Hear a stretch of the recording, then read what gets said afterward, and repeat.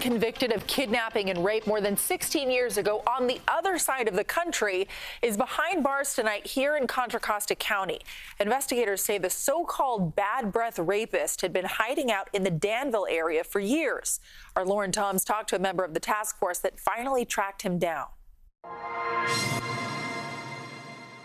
Chris Tamayo is tasked with tracking down violent fugitives as part of the U.S. Marshals Service. And earlier this year, when he received a call from authorities in Massachusetts that a convicted rapist may be hiding out in the Bay Area, he stepped in.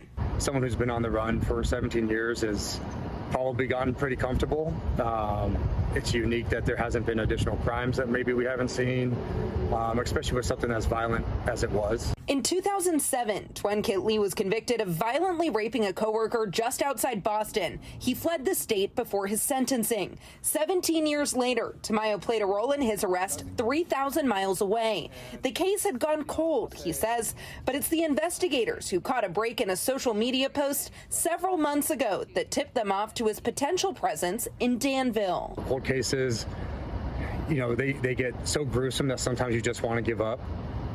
You think you've done everything, you think you've interviewed everyone, you think there's nothing left to do.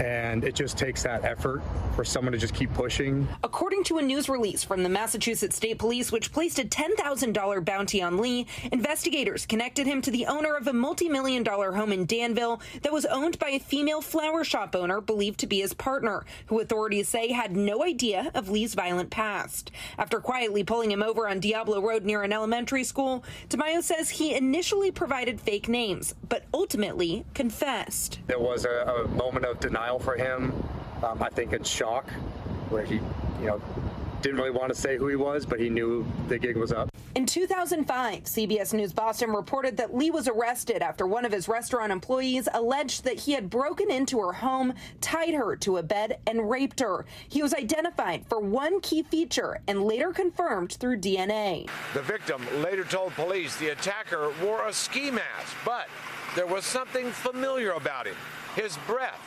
Bad breath.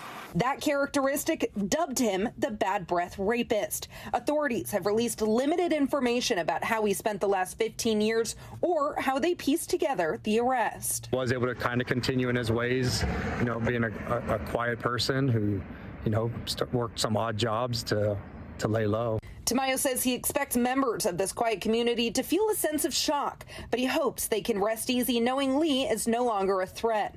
But the work, he says, still continues. While we all take a moment to appreciate what we had, that this was safe, we all just now have to move on to the next case because there's many more people that need to be arrested and many more that, want justice. Right now, Lee is in custody of the Danville Police Department. They'll hold him until he can be extradited back to Massachusetts.